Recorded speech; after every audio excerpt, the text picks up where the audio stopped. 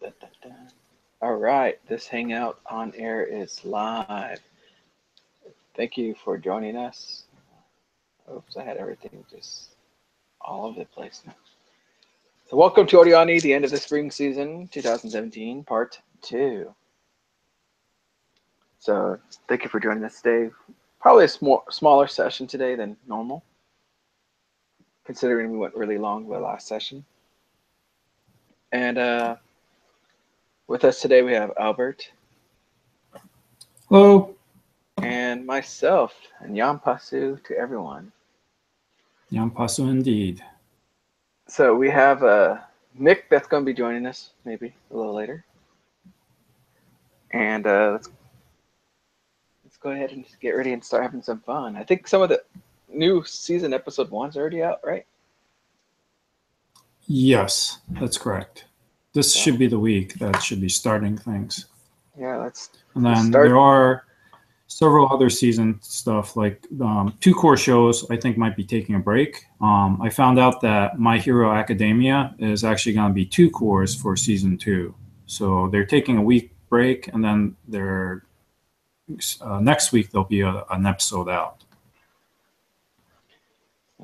That should be fun. I want to see if, what's his name, Midoriya, can control his powers.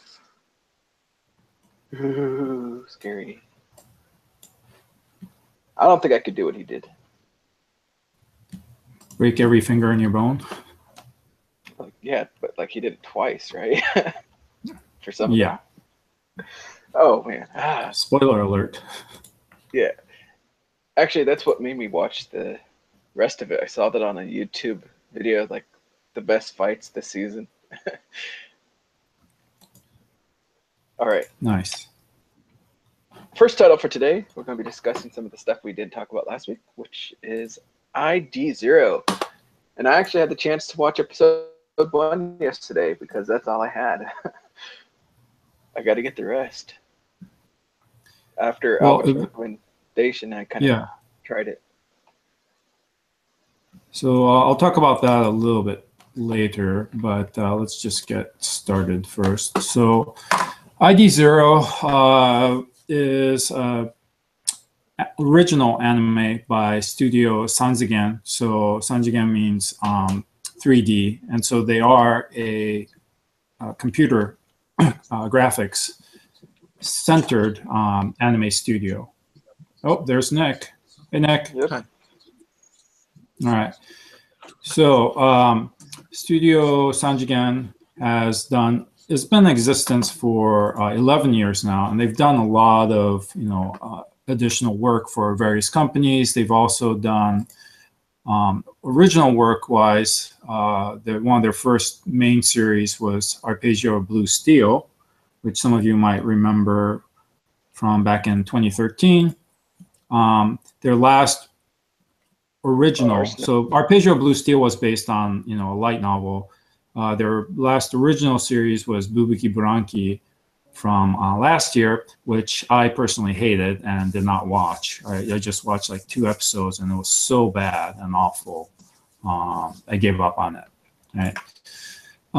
So with that in mind, I don't necessarily dislike CG. In fact, I think it keeps getting better and better. So I was kind of excited about this because it was an original story. It has some interesting people associated with the work, one of which is Goro Taniguchi, which is who,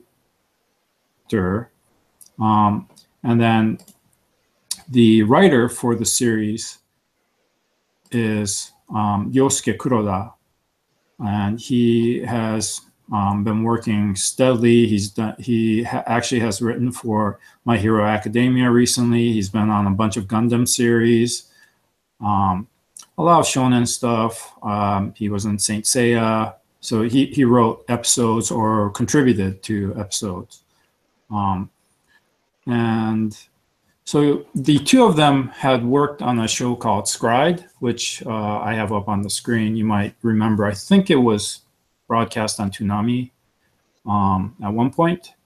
So some of you may be familiar with that. So the two of them worked on that. That was like 17 years ago. So it's the first time they've actually worked together as director and writer for a new series. The original character design is by Rangen Murata, and he's probably best known for Last Exile.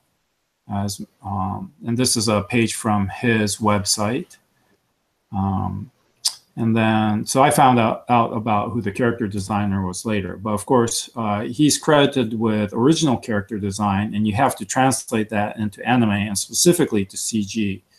So that was done by designer Hiromi Kato, and he has worked on such things as Guilty Crown, Kobato, and a couple other series that you can see here. So he took original concept designs, for example, for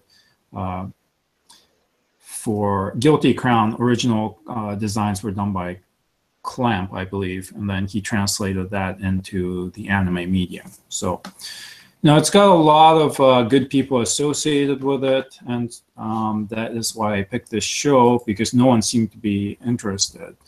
Here are some of the character designs for ID0, the girls, and you can certainly see those kind of that rounded doll-like faces that Rangen Murata is known for.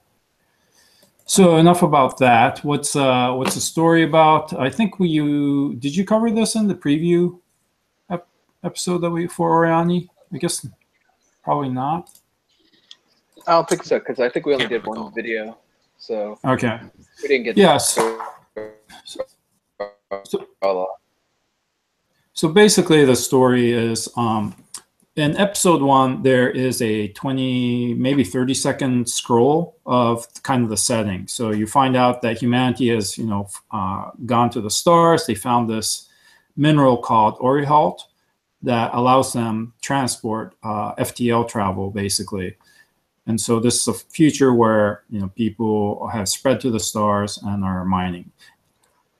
I did not mind that because you do need a setup, and you can't have an exposition dump always in the middle. This is kind of like the scrolling at the beginning of the Star Wars episodes where it tells you it's a galaxy far, far away. So with that, we're introduced to Maya, who you see here. She appears to be the main character. She is a student, and she is astrogeology, I guess would be the accurate term. And she's along with her professors trying to mine Orihalt. And then an accident happens, and she is left for dead. In fact, it's actually worse than that. But she is picked up by the crew of a kind of a gray zone excavator company, and is rescued. So one of the unique things about the setting is that there are machines called iMachines, and there are gigantic robots. I did not realize they were this big until you see it in the image here, where there is some idea of how big they are. So in the foreground, you see humans, Maya included in her over there in the skirt. And the machines are 18 meters tall. So they fit, a person would fit on they're Gundam size, basically. And so in this world setting, the people are able to mind transfer into robotic avatars to go do dangerous work without risking their actual physical bodies. So it's like a drone, right? But you will eventually find out that this comes in episode 2. Ido, who's the blue robot there, you'd never see his physical body, and they go on a mission. Maya and him go on a mission, and she discovers through conversation when he gets injured that he doesn't have a physical body. He doesn't know who he is. He doesn't have memories. He simply is in his avatar form permanently. So they're called ever transfers, and it means that they've lost their physical body, and that is in this world against the law. So from there, they get in the second episode, they get they find out that Maya has basically been set up as a scapegoat by her professors who are doing illegal mining. And so she has to try to clear her name, but she has no place to go. She has no money, so she promises to work with these excavators to try to clear up her name eventually. And in the second episode, they get a kind of a shady looking request to go mine this one asteroid or planetoid, which they do. Ito gets injured. We learn about Evertrancers, and the Orihalt that they excavate eventually, Earth, a little girl appears out of the Orihalt. And so from there, you start with, well, what's going on? Why? Eventually, you find out that the government and the military is after Orihalt, and eventually, specifically, this little girl that Ito names Alice, and he seems to know something about her, but he doesn't have the complete memory of what happened. And so at first you were thinking that this is Maya's story of how she's going to survive, but in fact Maya is the point of view character. She's the stand-in for us, and the story is actually about Ito and his struggles, learn who he is, what his past were, and what it means to be actually alive. Because like I mentioned, Evertrancers are considered criminals for having lost their bodies, right, and existing as in a robotic body. So all told, it's ended up being a lot more deep. The story, instead of this about this little excavation company, became a global conspiracy. And so I really enjoyed it over the course of its run.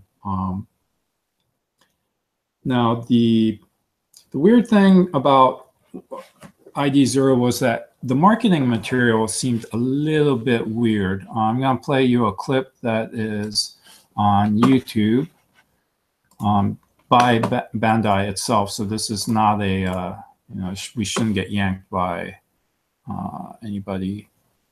So screen share. Sure. So this is PV1, which focuses on some of the characters, the two girls, and it makes it seem like this bubbly moe show set in a sci-fi setting, right? So it looks like this really disconnect from what the actual story would be. And I've read comments to the fact that, hey, that first PV had nothing to do with the actual story, So it's a little bit weird that they marketed that way. And they're a little cute. They're actually singing, the voice actors are singing the song there, which you can look it up on YouTube as ID0 PV1. So 2 actually got a lot better and actually introduced the other characters and and stop screen sharing. And more of the story and the setting. So yeah, I really enjoyed it. I thought it was a really good show.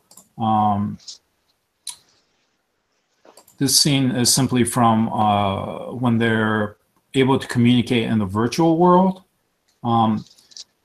Some of those that don't have bodies remain in their machine avatar form, while others who are also Evertrancers, are still tied to their physical form and decide to project themselves as their original physical bodies. So things like that. One thing I'll note is that I first noticed this while running through the ED, the end song.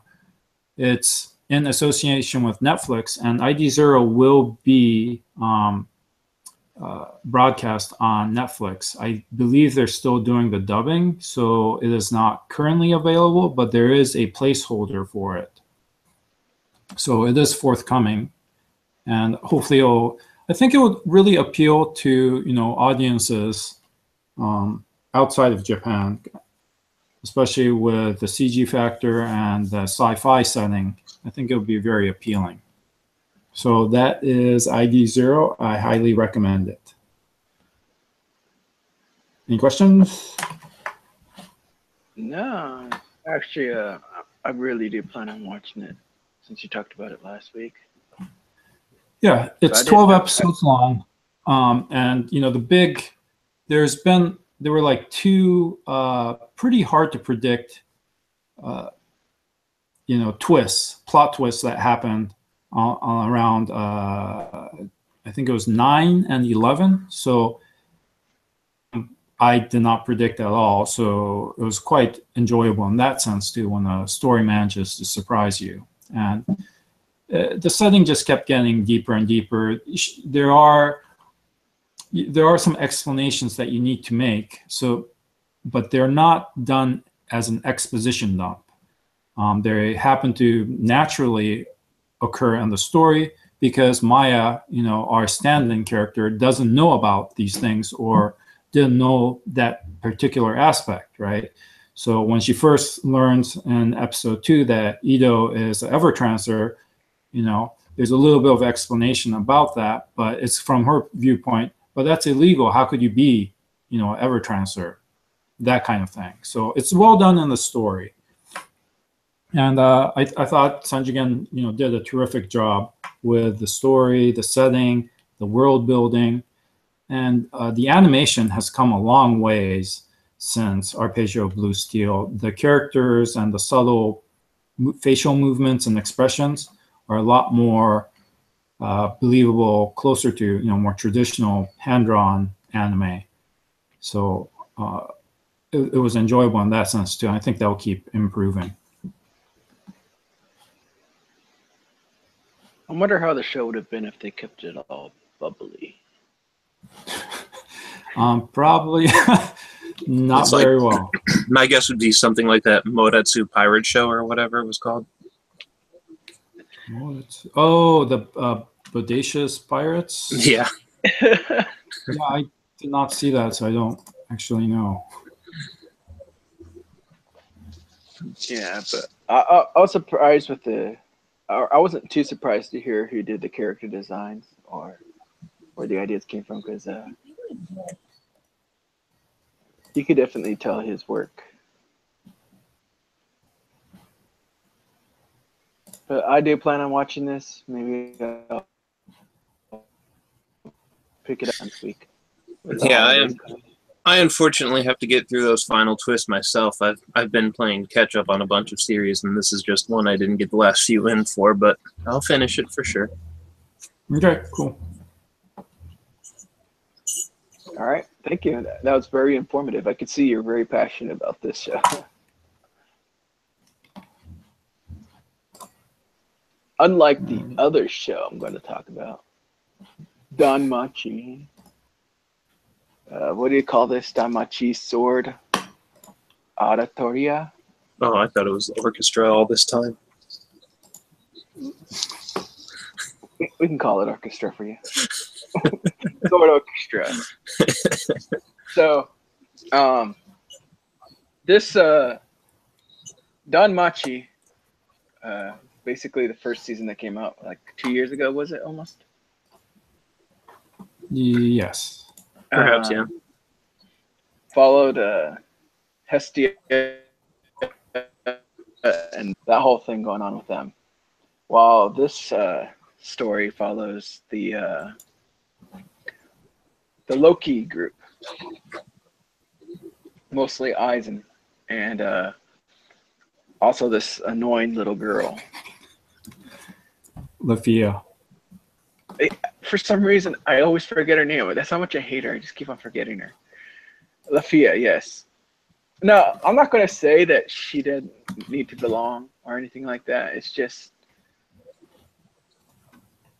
there needs to be less screen time with her or something, or just get her out of there. But honestly, don't even remember seeing her at all in Danmachi, even within the background or the group standing around. So it's kind of interesting how they incorporate the two titles, but it kind of runs along the same timeline as Danmachi. Maybe starts a little bit before because it shows the whole first encounter with Aizen and Bell, right? Yeah. I thought that was really fun to see how it got to that point. And that's actually what made me continue watching this series, was to see how the two titles crossed with each other. The moments when they meet each other, the moments when certain things go on. Oh yeah, there's that girl. That girl I hate. Yeah, I actually pulled out my old or watched the original to see, how much of it they cut and reused versus new animation. So they did reuse a fair amount, but the story meshes pretty well if you do it side by side. Yeah. To the original timeline, but I did not spot Lafia in the original at all. So. Yeah. So spoilers if anyone's going to be watching or cares. But like a lot of the things that they mentioned were stuff that I never knew. Like I didn't know she was level in that time she met Belle. And I didn't even know there was only like a few level 6s. I didn't even know what the cap was. It seemed like a lot of the information was never shared in Danmachi. So it was kind of interesting to learn that there's like very few powerhouses that got that high. And also, just like I said, most of it was I had fun with watching the scenes and how the two shows cross together. But other than that, unless Lafia wasn't in it, it was okay. But I can't say it was good. And I can almost say you don't have to watch it unless they make an OVA of all the scenes I like, and then just have it as a one little episode thing. I mean, the story is kind of incomplete where they end. Yeah, they kind of they did stop at a weird place. And actually, one thing I was really wondering was if the actions that they were doing when they went down further led to what happened in that safe room, because it seems like every single thing that happens to them happens to cause something with Belle later on. And I was kind of wondering if that's probably like something they did down there is what made what occurred up on the in that safe room on the 20th floor happen. I was kind of hoping it got that far.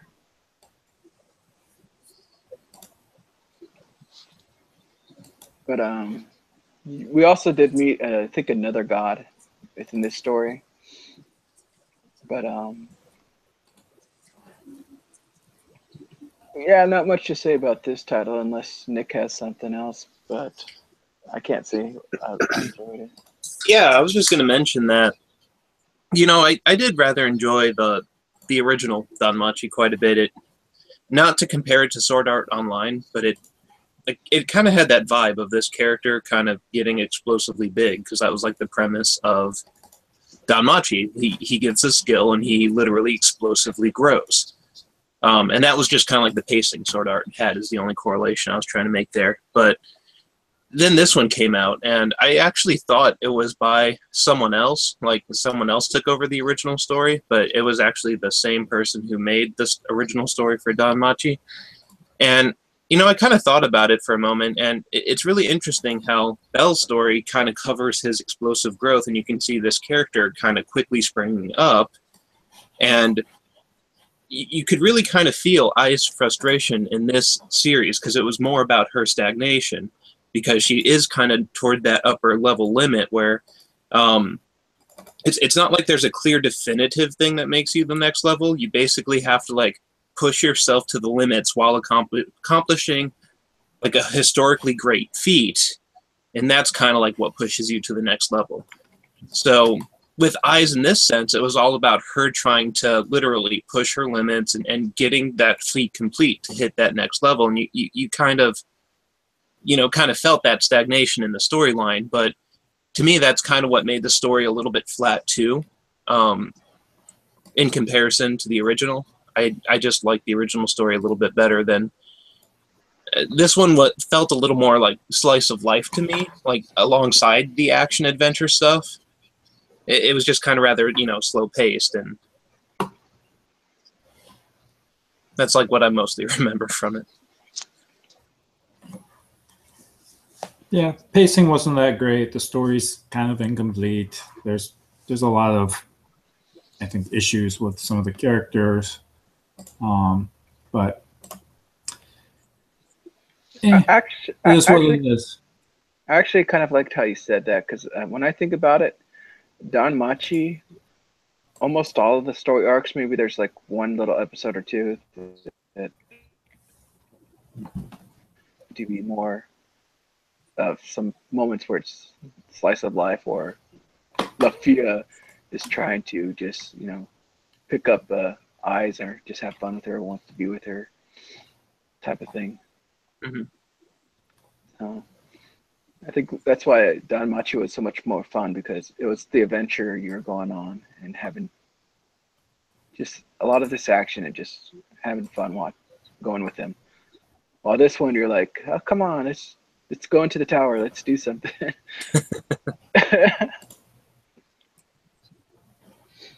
But yeah, honestly, I don't think I could recommend it. Even if you love Don Machi, I wouldn't say you have to watch it, but if you want to, good luck.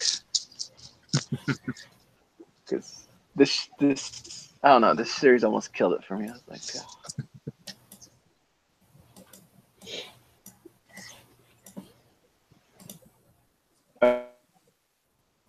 okay, next, not really all that great of a show. Clockwork's Planet. It's probably the premier example of like anime tropes. Here are your archetype characters. Yeah. So of course it's all about this like something disastrous. I think we talked about it last time, right? I believe so, very lightly at least. Yeah, you talked about it, like the world has now been converted into gears and everything. And basically gears have taken over everything. And the part that which we probably didn't mention at the beginning, and which ends up happening later on, is that of course there's lots of problems, there's lots of battles going on, and then the main enemy brings up this big mechanized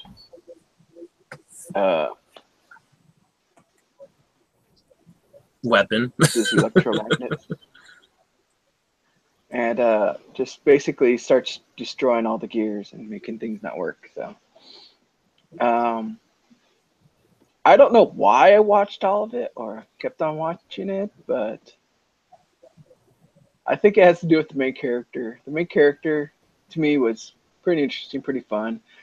He has this really sensitive ears that can pick up a lot of things. He could tell the problems within gears. He could see what's wrong and what's preventing things from working.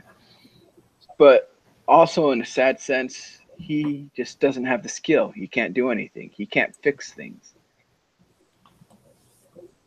And seeing him go through those hardships was kind of fun for me. And that other character, the Maria, yeah, she upset me, and she changed a lot towards the middle, and that's kind of what killed it for me. She's this genius.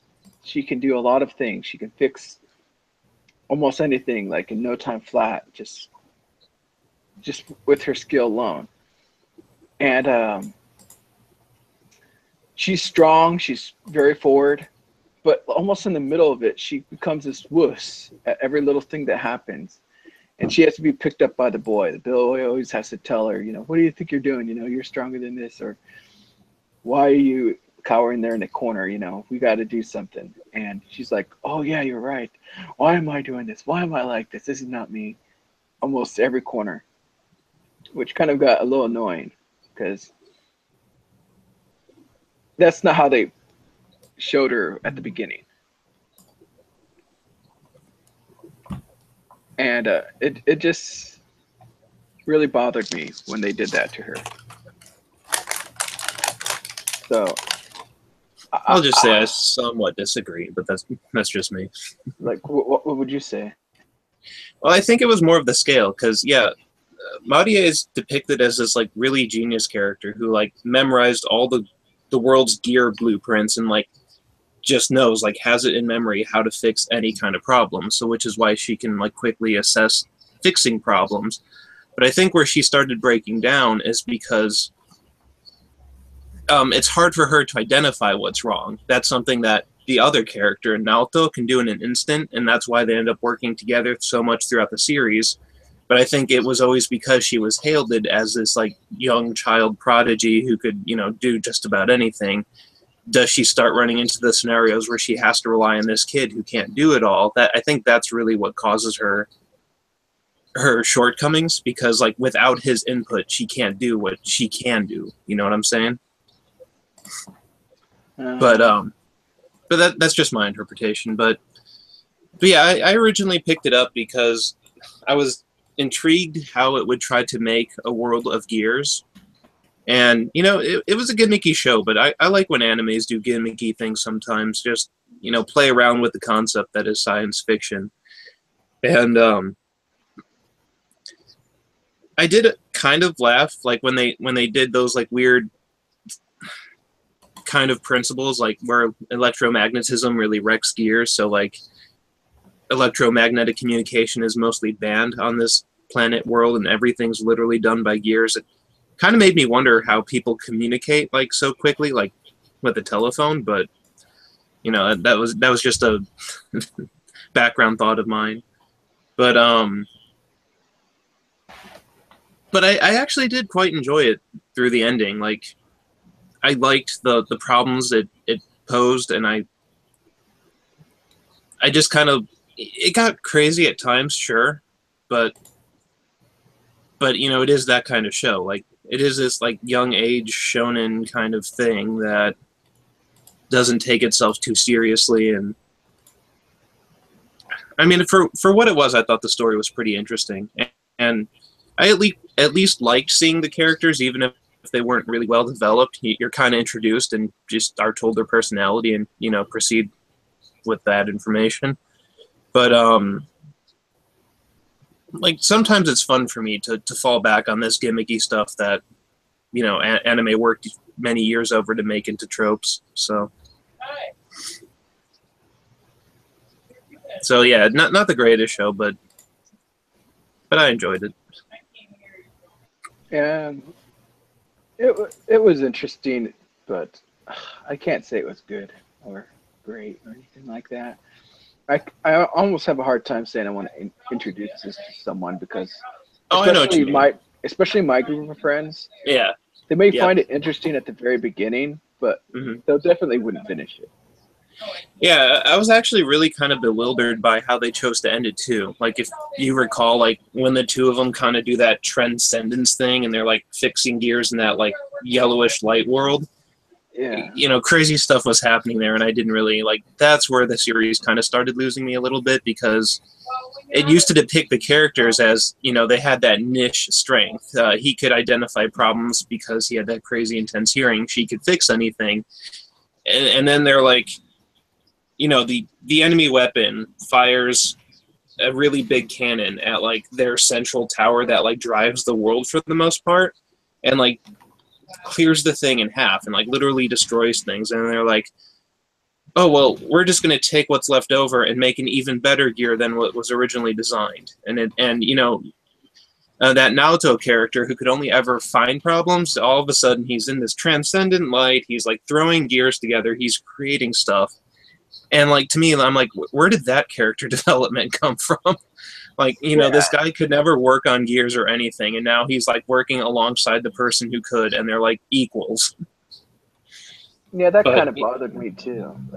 Like the part that really made me like the show and that were he was fixing. No, he wasn't fixing it. All the gears had stopped, right? And Inger Chiron was the only one that woke up.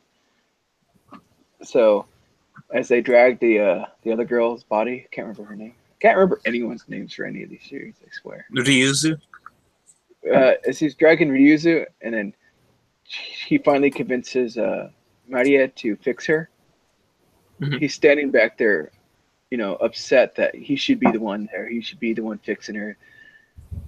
Because he doesn't have the skills or quality, he can't do anything, and he's just stuck back there. And I really had fun with that. But then again, it made me think, because supposedly Ryuzu was this machine that no one could ever fix, no one could ever do anything about, yet Maria was there reworking her and fixing her back up. Yeah. I think, I don't know, if she had and I think I forget if she actually worked on her or not. I remember her working on her at one point, but because I remember that one of them could to cure the magnetized gears, they both superheated into near the metal's melting points, and then one could cool itself off, but Ryuzu couldn't. So I think all they really had to do was let her cool. I don't know if she actually needed any repair. Well, I think it showed that Maria was, taking her apart and putting her back together or something. At one point, yeah, I kind of vaguely remember that, but I forget why. I think that was right after she heated up. Yeah, could have been.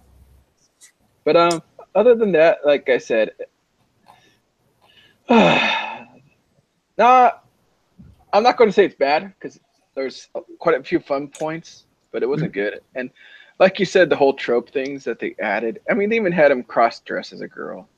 Yeah, at one point. Walking around. His little cat ears going to the arcade and stuff, and they had that little kind of teenage lifestyle going on for a little bit. But unfortunately, I can't tell you guys to watch this. Except for Albert, you definitely got to see it. You're going to love it. I watched episode 1, and that was more than enough. Yeah. In fact, I wanted to dump it in the halfway. Provided by the user base of AniList here again, it looks like it got an average 60% score, but it did manage to grab 17th most popular 2017, 14th highest rated 2017 spring, 8th most popular spring 2017. Again, that's the user base of AniList. 8th best show, Albert. You don't know what you're talking about, man. Yeah, they don't know what they're talking about. You really don't. And part of the problem of lists like that is that people who really enjoyed it will go and vote on it, right? So yeah, but I mean, at least at the score level, it only attained about a 60% average, so it's not a high ranker, but it's not as bad. Well, it's probably lower than my anime list. Mal is notoriously bad about that too. So anyway. All right. The next title we got, which I don't have a screen thing for. Oh my God. It was from last season, so I don't have it. That's okay. Rid of all of last season's title cards, but Little Witch Academy. Academia. Academy. I know you just want to go with Academy, don't you? The Little Witch has a macadamia nut. Can I call it Academia? This is the second score of the 25 episode series, and the second core was really strong. It ended on a very high note, and I thoroughly enjoyed it. So the reason I'm bringing this up now, besides that the series just ended, is I made some posts that Netflix is carrying Little Witch Academia. Part of the reason that you do not see it on Crunchyroll or Funimation is because of that. So Netflix has dumped the first 13 episodes of this 2-core series. Okay, so the first core, and it is available since Friday, June 30th here, and I believe I talked to some people. It's available in Germany and probably some other overseas. It has 5 audio languages. So this is a screenshot from when I was watching it on Netflix. You have English, French, German, Japanese, and Spanish. I cannot attest to how good the dubs are, but they are dubbed. The subtitles, you also have English, Japanese, closed captioned, simplified Chinese, traditional Chinese, and Spanish. So there's a lot of options to go enjoy this fantastic series. And I highly recommend that you go check it out. And for example, I was watching a little bit in German, listening in German, and reading in Japanese to see how it sounded. And Little Witches speaking in German, yeah, pretty good. I have no idea about accuracy, so I wish Tripoli or someone else could speak to that. But it's really cool that Netflix has done this. I'm not sure when the second half of the series will be available, but I hope that it does well and it brings a lot more viewers to Little Witch Academia. Also, there are always going to be complainers about, I can't believe this is they only dropped the first 13 episodes, blah blah blah. This is BS. Like, you people just you're complaining that it doesn't seem like there's going to be any dubs. And here you have 4 dubs. Instead of focusing on the positives, all you can do is be a hater. So whatever. To all of you haters, it's a great show. Go watch it. German subs. That's my beef. I wanted to see German subs. Talk to Tripoli. Probably knows. Yeah, Little Witch. Very fun. I saw the whole first season, and because of time, and I wanted to try to watch at least more of the newer stuff that was going on, I kind of put the second season or second core to the side. So now that it's all out, I think I might just marathon it and have a good old time. It's definitely worth it. If you're expecting production qualities similar to the first 2 movies, you are definitely going to be disappointed, because this is a TV series. They do have production issues. There's a couple of outsourced episodes that are clearly looking like they're outsourced. Okay, but overall, if you're comparing this to any other TV series, I would say that Trigger did a fantastic job of maintaining the above average quality, for most of the series, and especially the episodes that matter. They did do it, and they finished it strong. So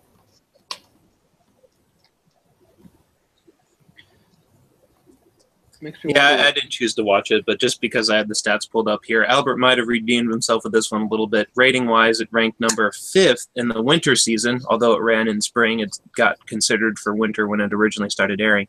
And it was the 7th most popular with the user base. So, although not comparable to spring, it was one better than that last one we just talked about. For 2 separate seasons, however. They also don't know what they're talking about. Well...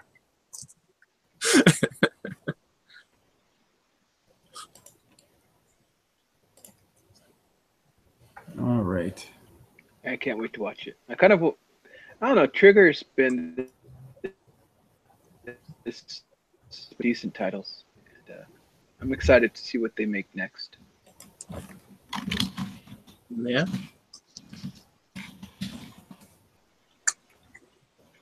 Now let's go all the way to the other side. From Little Witches to Yokai, or Tsugumomo. Yeah, that's the title of the show. And I believe it's based off of a manga. I've seen some of the manga, read some of the manga. and it is a mature title. And Surprisingly, for like the age of the cast. yeah, um, what are they? High school or middle school? It's so hard to tell sometimes in these shows. I think they're high school. Yeah. I want to say So- middle though. I don't know why. I like high middle, but So, Tsugumomo is it's set in at the very beginning.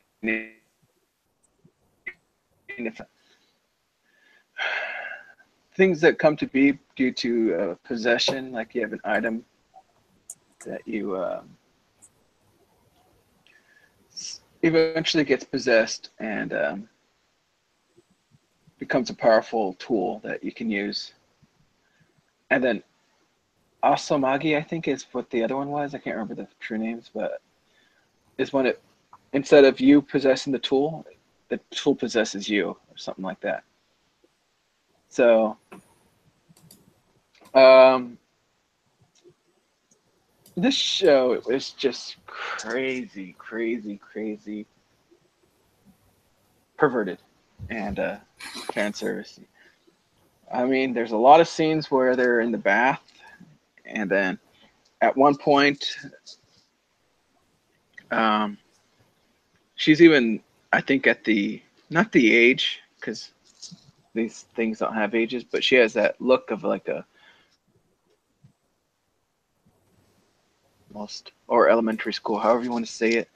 And they're always vastly naked, or she's always grabbing him by the crotch and making all these very crude comments about his thing. So this show is do you just to kind of derail a little bit there, but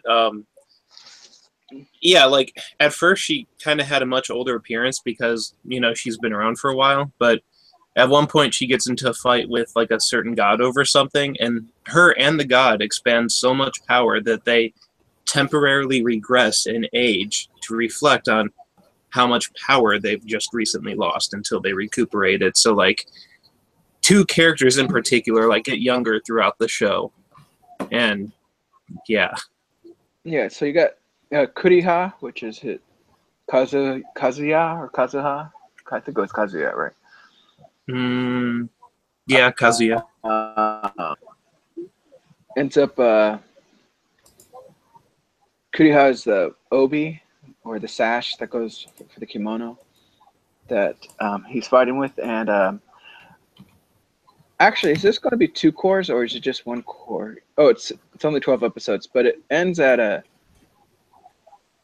very open. You can definitely tell there's going to be a whole new another season coming out soon. But Kuriha and Kazuya are always getting into these moments where to me it's kind of risky for the what's going on. I mean, even in one of the episodes, it's called "Naked in the Futon," and the only parts of the show that I thought were actually fun was when he was fighting, which didn't happen too often. I mean, he probably fought like, I think, 5 different. Do you remember that one time they fought that one god with that memory game thing? No, I'm kidding. Oh, that one was even terrible too. Little Girls Are Justice, I think it was her little placard or something like that. Yeah, I don't know, but that was kind of really wrong, but really hilarious at the same time. And then also his little sister, or no, older sister, sorry, has a huge crush on him. I forgot about that. Ed is always like, "Oh, please bathe with One-chan. Yeah, we need to sleep with each other, and blah blah blah. You can't be doing all this stuff with Kuriha. You got to be doing it with me." Crap. But they did introduce some really puzzling things near the end, especially like I never knew what was going on with Kazuya. I always thought he knew what was going on somewhat, but then you realize he's got this mental block about who his mother is, which is kind of really obvious. Mm-hmm. And his whole background. So I'm kind of very interested in what's, and also you also have the new character Sumeragi Sunao that was introduced at the end. That's also a Malaysian cleaner, however you want to call that. That also supposed to be fighting to keep everything in check. That ends up fighting Kazuya at the end and losing, and then now you find out that she has to marry him or something like that. So he's just bringing himself more and more problems with all these girls now. All the goddesses or all the girls are living with him. You got the goddess Kiriha, his older sister, the big-breasted shrine girl. So, yeah, if you like perverted shows, this is your show for you. Yeah, it definitely shows the more like ecchi side of the anime industry. And I'm sure the manga was like that way too, because I think that's most likely where they're getting it from. But I never read it. I know it was actually, I didn't get it, but alongside Shonen Jump, we actually had another English American kind of comic thing called J Manga, and I know they put out, or they might have been their own publisher. I don't know. I never really got anything from them, but like the first 2 volumes of this thing were available in English, but I never checked them out. So I only really learned of it through the anime, and yeah. Oh, okay. I just realized this. On my anime list, it's rated R plus because of the mild nudity. R plus. Yeah. Okay, whatever. Hey, by the way, the main character Kazuya is 14 years old. He's in middle school. I thought so. Yeah, I thought so. I was Because really I thought that was like school. the whole point. It's like, God, these people are kind of young for all this. Yeah. Which kind of adds to that, like the etchiness of the anime. But yeah, so it's an interesting pick from. I think this is a relatively new studio who picked it up. I think it was Zero G who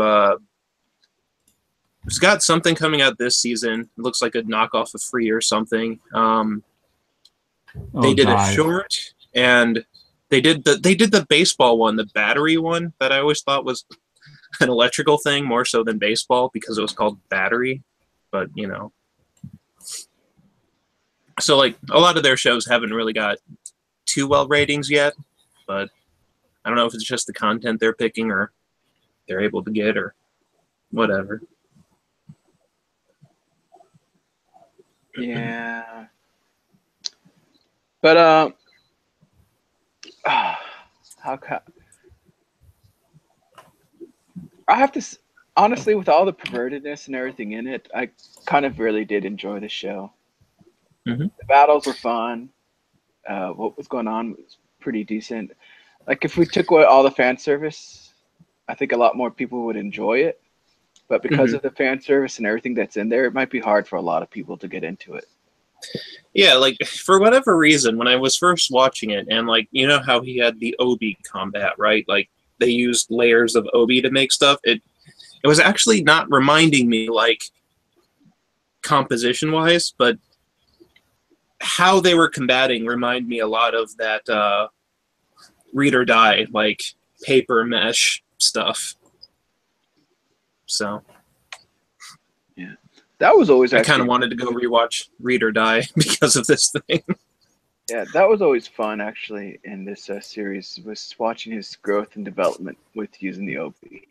And at the very beginning, I don't get it because at the very beginning, with Kuriha, I guess it was mostly Kuriha doing the work. Mm-hmm. He showed a lot of more skill, but then all of a sudden now he had to learn how to weave and do all these things and just like he has the one battle where he like didn't he like spiritually talk to his mom or something, and she like tells like somebody told him he had to like do the rest of this fight, and he was able to like fight immaculately, and then they're like, okay, let's do the same thing again. Well, I can't really remember how I did it yesterday. What? Yeah, it's just not coming to me. I'm actually terrible at this.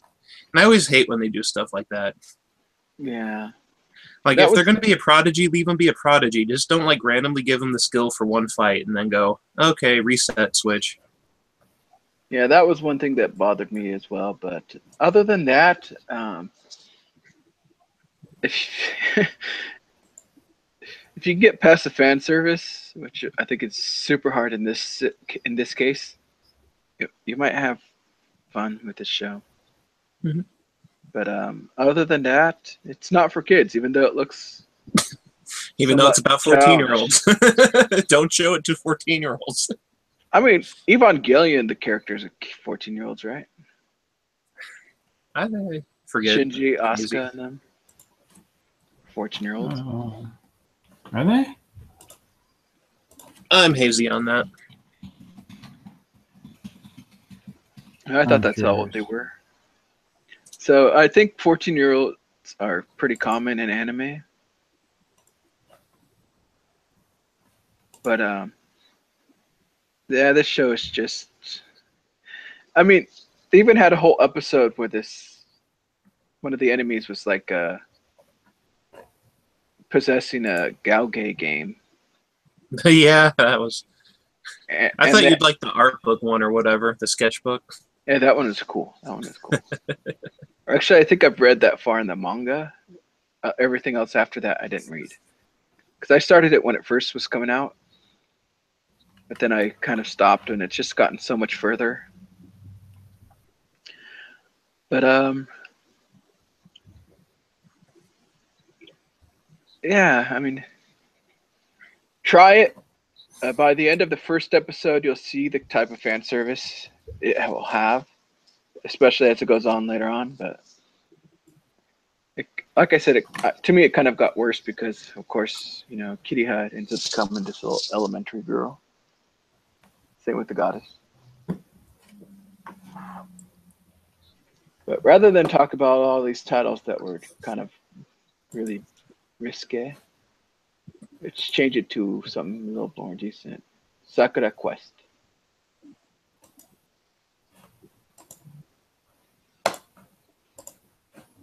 Sakura Quest. I had no idea what this was about when I first picked it up. Yeah, no kidding.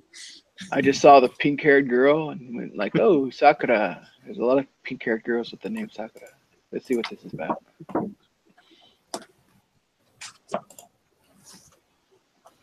And boy, was I surprised. Its synopsis is pretty out there.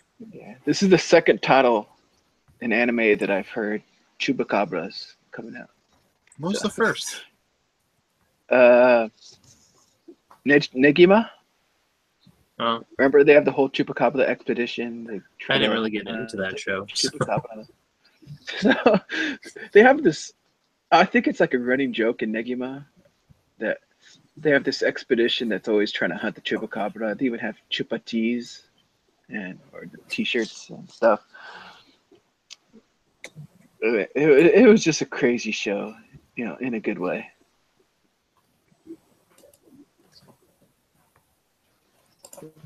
Albert, you want to talk about it? I only saw half of it. Yeah, this is going to be a two-course show. So I have been highly anticipating this show because this is the third works by PA Works. Okay, so PA Works studio had previously done Hanasaku Iroha and Shirobako. And so this is the third in the Working Girl series that they've been putting out. And so I personally thought Shirobako was a masterpiece. So Hanasaku Iroha I really did enjoy. And this one, again, focuses on 5 girls trying to make a living, basically.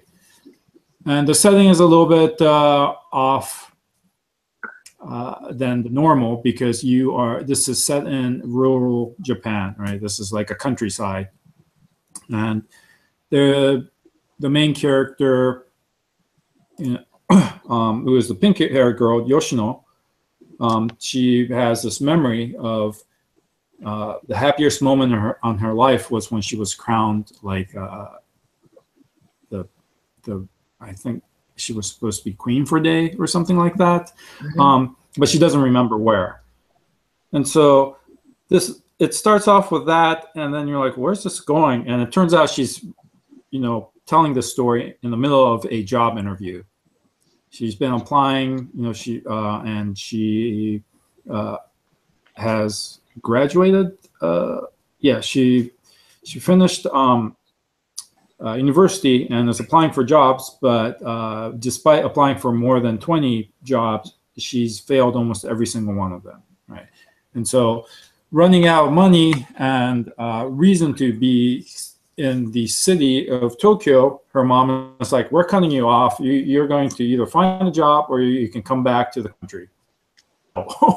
And so she gets this, she did some part-time modeling at one point. And so she gets this job request saying, hey, someone's requested you to become, this monarch of one of these countryside countries that there was a slight a thing back in the day. So she is desperate, so she says, okay, I'll take the job, and they're like, great, we'll send you the details later. Well, she doesn't read any of the details. She shows up, she finds out that she's not the person they wanted. She just had a similar name. But then she's like, okay, well, you're in a bind, so I'll help you out. I can do this for a day, right? And she does it for a day, and they're like, okay, well, great day, great start. I hope we can work together for the next year. And she's like, what? What are you talking about? And it turns out the contract is for 1 year for her to be the monarch of this countryside town, right, called Manoyama. And so she at first tries to get out of it, but then events keep happening. Then she finally, decides, no, I'm gonna make a go of it, and try to actually do this. And so her job is basically PR to try to bring more visitors to Manoyama and to have people become interested in products from Manoyama, right? So she's the head of the face of the PR department. And so the tourism, she's part of the tourism office of Manoyama, but they also, end up clashing with other citizen, or I guess people that live in Manoyama, including the Merchants Guild. And so I really, really enjoyed this series. And I know it's still ongoing, but so far it has met or exceeded expectations. I really like that. Like the first, at least 6-7 episodes is just failure after failure, right? And she is not succeeding in anything that she does because she does have this gung-ho attitude, but she doesn't always consider how she should fit in or the implications of what she's doing, or puts a lot of deep thought. And so it's a learning process for her, and it's totally realistic that, yeah, if you're this girl that wanted to get out of your own hometown and get to the big city and are suddenly shunted back to another countryside town, you're going to make all these mistakes, and she does. And so it's totally realistic. And so also the supporting cast, they all have their little quirks and personalities, but they're all believable characters. So I really appreciate that. They're well fleshed out. And over the course of even the first core, there have been changes over how they think and how they react. And you can see that they're trying to better themselves. So I think the core cast is really believable, but then when you get to like the mayor guy and the one mad scientist farm guy, I forget their names. Those two in particular are a little less believable, I believe, but yeah, they're definitely over the top, and you probably wouldn't find them, in any old town. But so yeah. What's up? When I was watching this show, and heard the concept. It reminded me of Local Idol, the Mhm. anime, where um, they were kind of doing the same thing in a sense that the town was doing, where they Mhm. set up a premise, which was the kingdom of the Chupacabra, or whatever you want to call it. But in the Local Idol, of course, it was using idols to generate popularity and bring people in. So it was kind of fun seeing this different take on it. Mhm. Yeah, I remember that local show, but yeah, I do appreciate. I remember kind of like what Albert was talking about, where her initial attempts to rekindle their town didn't, make a whole lot of sense, or you could kind of tell that it was most likely not going to work. But as they keep working at it, I do like the development that they hit with some of the solutions that they come up with, and I maybe Albert could help remind me here because I just forgotten. They spent one episode dedicated to like how the Chupacabra Nation became the Chupacabra Nation, because I think there was like a vegetable or something that their town was known for, and it was what was It's that thing turnip. called? Yeah, but It's a like what's turnip. what's Well, that in in Japanese? Japanese, it's called kabu, right? Okay, yeah, because the Kabu. Kabu Kid or whatever. Yeah, so Yeah. it's a silly, wordplay, right? Hmm. Chupa cabra, kabu. Hmm. So that's why they decided to try to change it into the Chupacabra Kingdom, to bring in tourism money at that time, where these Hmm. mini kingdoms were a thing. And I absolutely actually love that, because then the show actually made a whole lot more sense to me, because I didn't know how they derived upon Chupacabra at first. Like it just didn't really seem to fit with anything. I'm like, like even like some of the cast in the show is like, what is this thing that our town is made up of, or like how do we explain what this thing is? Like, is it native to Japan? They were having that issue, and I'm like, yeah, like why is this the Chupacabra? And then they had the episode of like the history of the evolution of that, and I'm like, I like this show a lot more now because that's nonsensical, but it makes sense at the same time. Yeah. So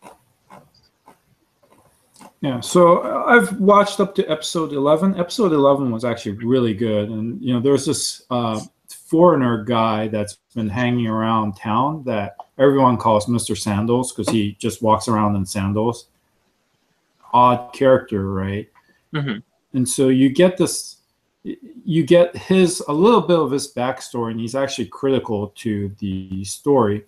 And also I found out that his real name is being used as the author, basically the writer for this series. And so, yeah, it's. I'm sure everyone just came up with a story together, but they're using a pseudonym, and they gave this pseudonym to the character in the story. It's kind of cool. It's kind of funny in that Yeah. sense. Yeah, and the Sandaru-san, Mr. Sandal, is actually a foreigner, right? And is actually voiced by a foreigner. Supposed to be of German descent, German and 1/8. Well, yeah, we'll keep that separate. But he's of German descent, so I don't exactly speak German, so I have no idea how you actually pronounce his name. But yeah, the story ties in to Manoyama. His background ties into Manoyama. So it was a really enjoyable episode to me. So I'm really looking forward to the next core and see how well it finishes. I mean, it's optimistic, but it's also, the reality of the reality of what they're trying to do is pretty hard. It's pretty harsh, with a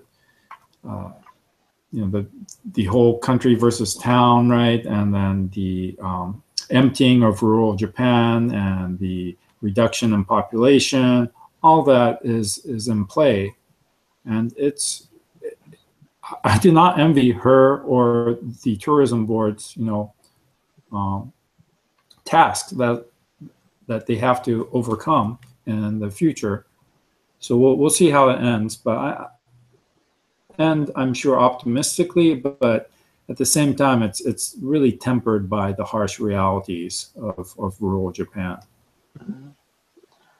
The thing that I liked the most about this show and what made me actually want to keep on watching it was the moments when she's trying to learn about the city. And I actually learned quite a bit and made some things more interesting as she tried to learn about the history, especially when she went to the word working portion. And I learned that what Ranma was and how they showed the guys working on it. I thought it was really fun to see some of that stuff. And that's actually what kind of make me drive more into wanting to watch the show. Do they continue that, showing more aspects of different things that happen in like countries' life like that, or so more or less what goes on in the city? Yeah, I can't remember. That was pretty early on. I thought that was like 6 or so, because that's kind of where I finished up, because they ended up hitting that big Ranma at the train station. Yeah, I think that was 5, because after that was like the movie, the movie making. Yeah. So, and then that tied into not Ririko, what was the other one? Maki, right? Maki's background. So each of the girls are kind of getting their little background stories too. And it fleshes them out quite a bit. I think you also actually had the other one too, the like the secretary to her. Like you find out about her background a little bit too. Shiori. Yeah, definitely. That was kind of a twofer.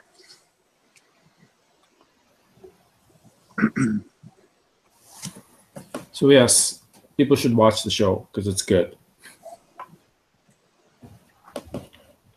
And I'm sure Nick's probably looking up what the rating is on my anime list or Ani list. It's actually pretty ignored by AniChart for whatever reason. It didn't get any rating mile marks. It only, at the liked level, it's the 22nd most popular in spring. Oh, God.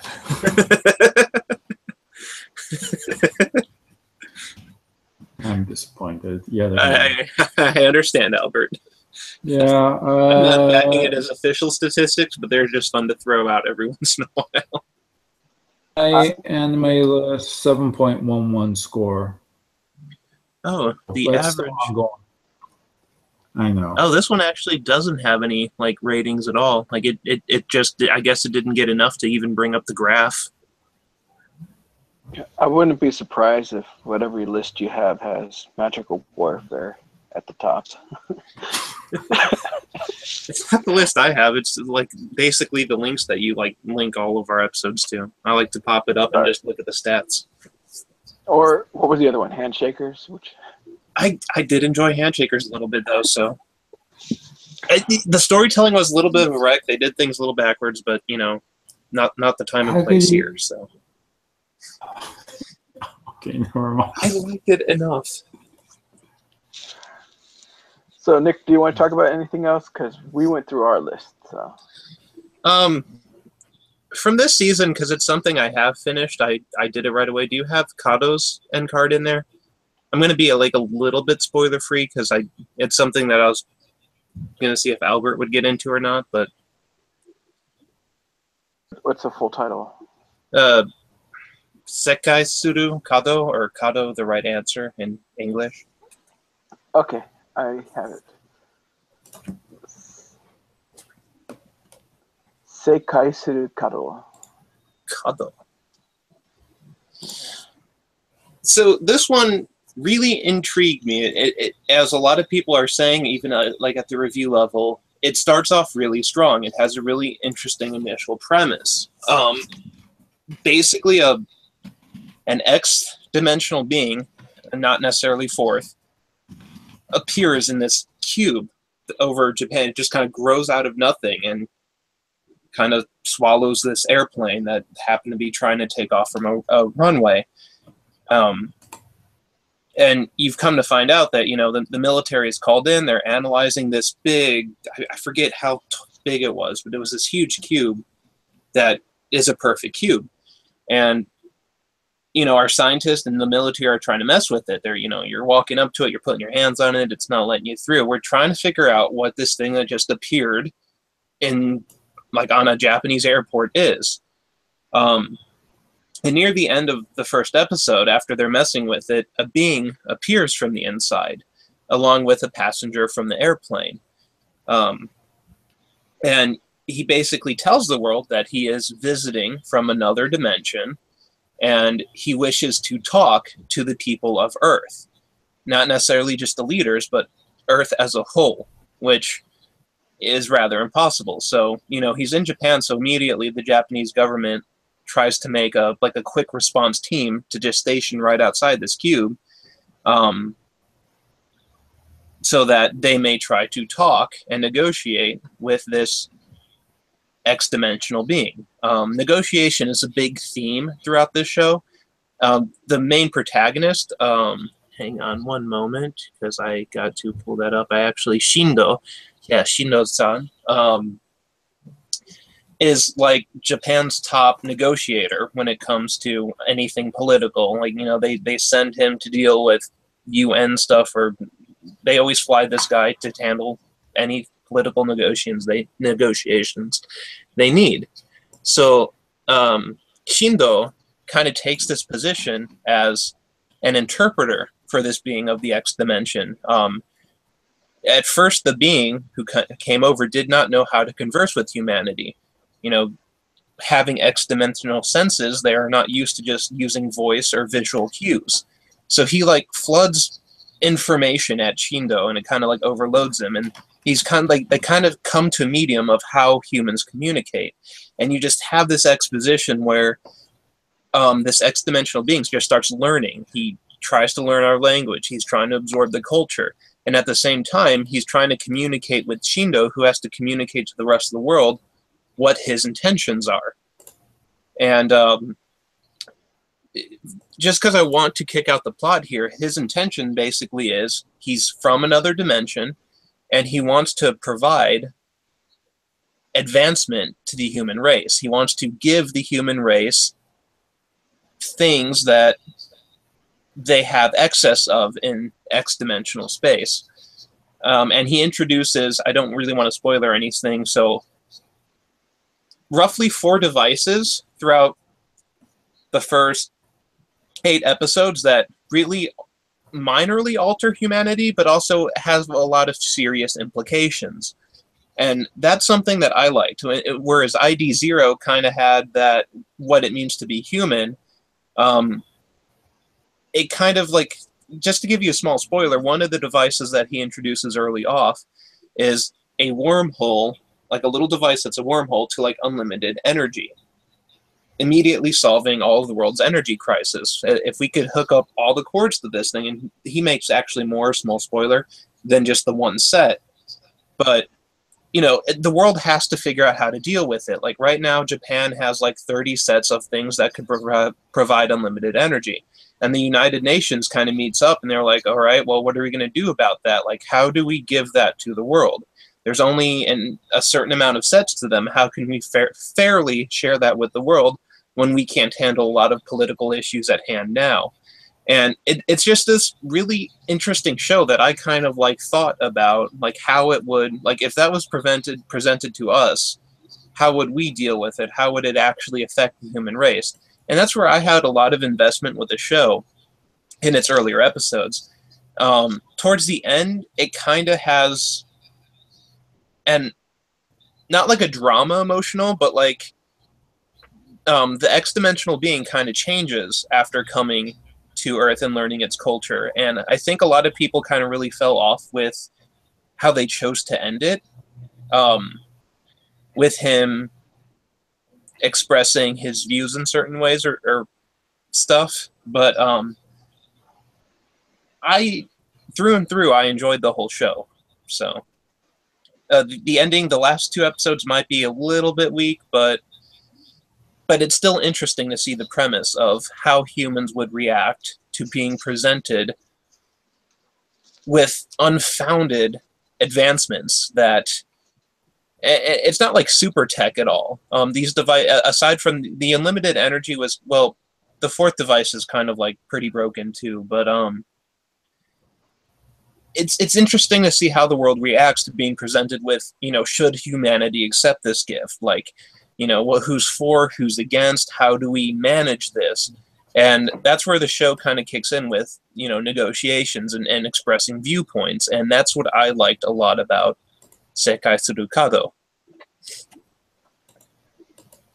Till the last two episodes hit, and it's just like, this is how we chose to end this.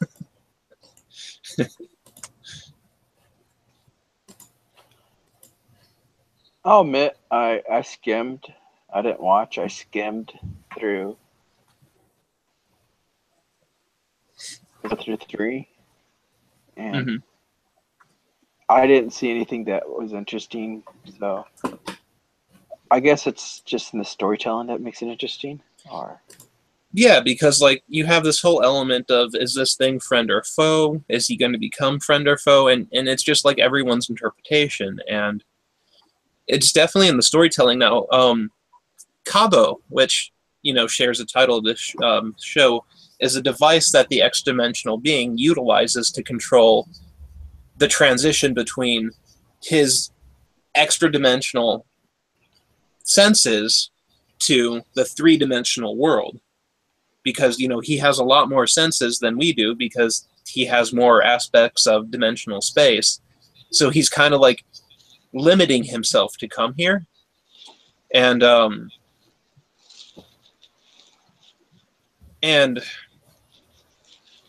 it's interesting to see how he has to basically learn communication. And I think an odder aspect of that is later you kind of hear the views of other X-dimensional beings at some point. And, we're of course using Japanese. So it's like, I almost wish they would have shown the utilization of those senses, of like how they convey, instead of just kind of dialoguing. Like, what's going on here? Shall we talk to these people?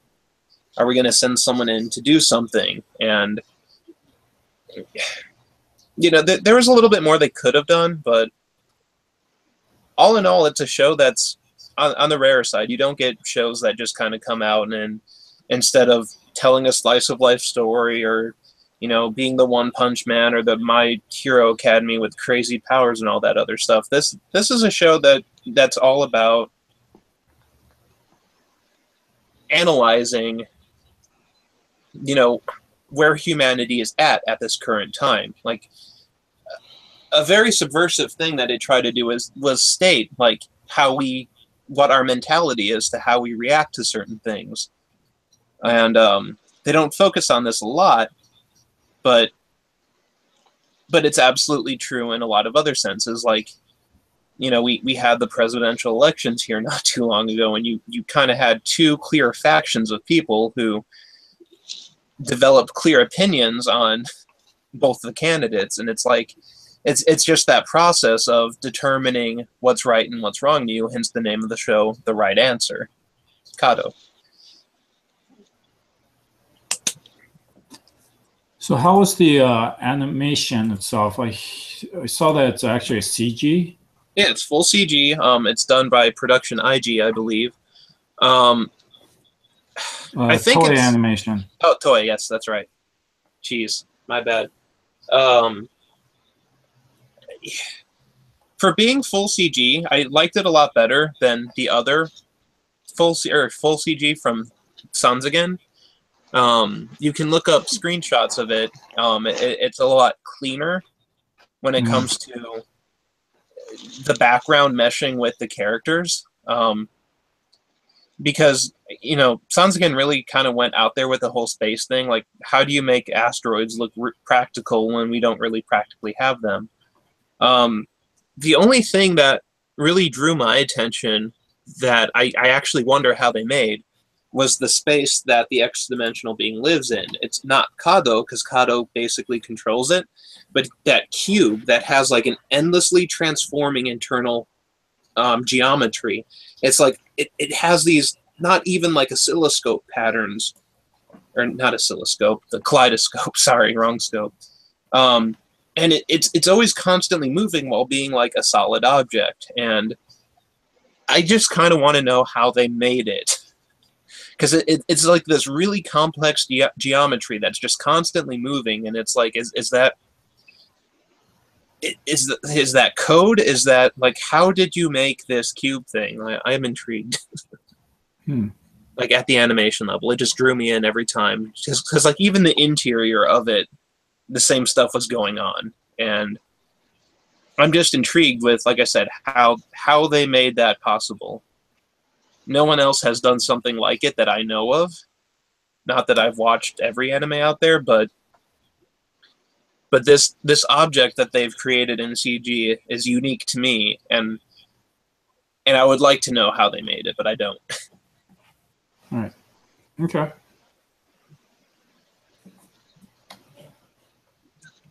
All right. I don't know of any other titles. The only other thing I was watching was Frame Girls. You know, Frame on Girls. Strike Witches was a show that just made me think of nothing but panty shots. And Frame Girls is another one just like it. Except for these are tiny little robotic girls. And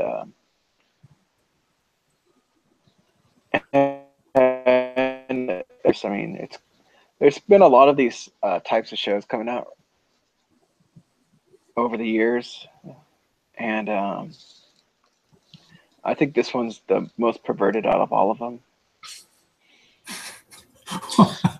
Only because of those what were those characters' names? The twins, the Shiro and Kuro, who were material sisters or whatever. Materia. Yeah, those two. Even it kind of made me think they were making fun of like ReZero almost because of how the designs were. But like they make jokes even like when she's trying to plug in the power to the girl, and they make it all erotic and everything, and just oh no, she's gonna stick it in me and everything and all that stuff. And then even the little stands that they use, and those stands were kind of freaked me out because I'm like, that looks so weird, and they're laying on top of it. Then I saw it move one time. I was like, what? Those things? Yep, the charging station. Getting crazy. They're animated. So this, I don't know. I think someone posted a screenshot of some kind of characters, and I was like, hey, I like how those characters look. Let me go. I want to see the series, so I started it, and then I was surprised with what I saw.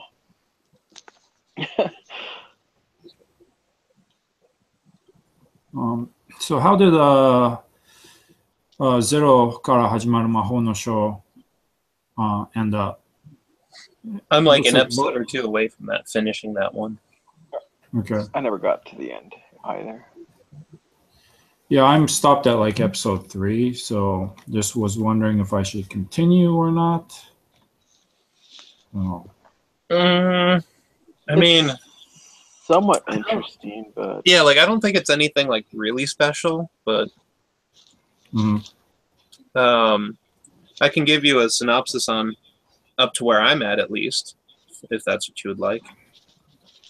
No, I'm good. I mean, there's a lot more coming this summer. I'm not sure if I've got. Yeah, summer's usually like a week season, right? But it's also because I go do stuff outside. Yeah. So I think we're at a good point for the end, right? Of discussions. I mean, we got some titles that we could still talk about, but they're going 2 cores, like Recreators is a 2 core that's going to be finishing up next season, hopefully. Yeah, Bahamut is also 2 cores. Yeah. I don't know if I watched the end of it, but I thought a pretty prominent one to maybe at least bring up, although no one else has probably watched it, was that prequel to Astro Boy, Adam the Beginning. Yeah, I watched the first 3 and I was done. I just couldn't believe like any of the characters' reactions as human. So like there's just too silly and cartoonish and unrealistic, and I was like, okay, done. Yeah. Yeah, I did But- like how they try to pay homage to the old art style, like Yeah, that because I I don't think appreciated. the characters. Yeah, and one thing that I just found interesting, just skipping right to the end here, was they were working on that digital like soul thing, the best line thing, the giving an ego to like a robot or whatever. And throughout the whole series, they were like, making sure that was in check, it was working, and he was making his own decisions, and they were like analyzing his growth. And near the end of the series, he is entered into a robot wars kind of thing, but like instead of like the little remote controlled little battle bots on the ground thing, people have like piloted or remote control like pretty big robots entered in this battle royale tournament. And it was interesting, like because I know what you mean with the characters aren't that believable, because like he was called A106 throughout the whole thing. He was the robot that was the like they were first working with this programmatic thing, and he always pretty much manages to save the day, right? He has the processors, he analyzes the situation, he comes up with a really efficient way to just kind of save everything with minimal damage going around, and he kind of earns a nickname throughout the tournament that caught on, that they just kind of started with. But the funny thing to me was halfway through the tournament, they kind of threw this curveball, and as he was analyzing the fighting style, they kind of went into the robot's senses. Like they usually did it for like the commercial eye catches and certain other points throughout the show. But the robot himself was literally came up with like a protocol and was requesting communication like at the radio level with the other robots that were taking part in this battle royale. And it was kind of weird, because that was like the first time ever you hear the voice of the robot kind of going, I want to talk to you, to ask you, like, why are you doing these things? And it just seemed like weird to just kind of introduce that as they were getting ready to wrap everything up. Like, that would have been more interesting to do throughout the whole show, rather than just, hey, I'm in a battle royale, and like 3 fights in, I'm going to start wondering the motivations of the things I'm fighting. Like, why are you doing what you're doing? So, Okay. so that was kind of funny. Don't think I missed anything by not watching it. So. Yeah. All right. So I'm thinking July 23rd we'll do our next video. We should have at least 3 episodes up by then of the majority of the titles. So anyone watching or watching later on, if it's before July 23rd and you want to join, let us know. We're very interested in having some new faces join us. You don't need a camera. Mic, it should work just fine. And we do hold these Hangout sessions at half an hour before the video goes live to do testing for the microphones and everything. Except for Nick, he's been late a few times. But we forgive him. But I'm pretty dang consistent, at least. Yeah. But I'm excited for... Okay, I'm lying. I'm not excited about next season, but I think I might catch up on some of the older titles this next summer, with the exception of, that smartphone anime that I know of. I don't really know of any other things that's going to be on. It's usually how I go into every season.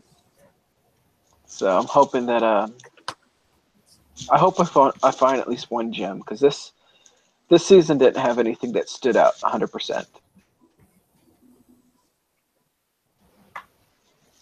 What are your thoughts, Albert? I have looked at the list. I mean, it seems okay season. I think on my list is Made in Abyss. That seems pretty interesting. And then there was something else that I put on my list, but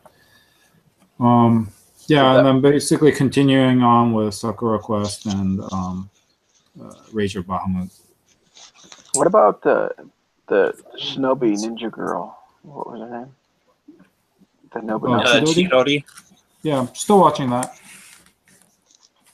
It's continuing, but it's it's a 5-minute short, so.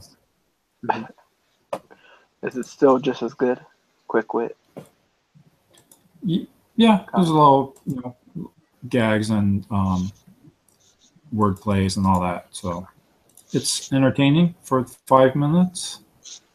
Voiced by Inori Minase, who is the voice of Rem and other famous Hestia, and I think she was in something else this season too. So yeah. So viewers, don't very forget popular. about that show. It's one of the best storytellings of Nobunaga in the history Most of Japan. historically accurate. Nick, you have anything to say? I don't think so. I'm surprised we didn't get to hear too much about ending and openings titles from you this season. Was it just lack of it, or? I don't know. I don't think I grabbed anything. Like, there's a few moments here and there, but like nothing really shouted out to me as much as it usually does. I don't think. Well, thank you everyone for watching. Once again, this was OreAni, summer 2017. We've been doing this for who knows how much longer we'll keep on doing it. It seems like for quite a while, since they keep on bringing up more and more anime to talk about. But we would like to see some new faces. Once again, if you wish to join us, let us know in the Anime Talk community. I kind of lack content there, but Albert's posts quite a few for us, and a few others post quite a few interesting topics. And Sean always writes a bunch of reviews as well at the beginning of the new season. So be sure to check that out if you want to hear some of our thoughts as well on anime that don't make it to the videos. All right. Bye, bye.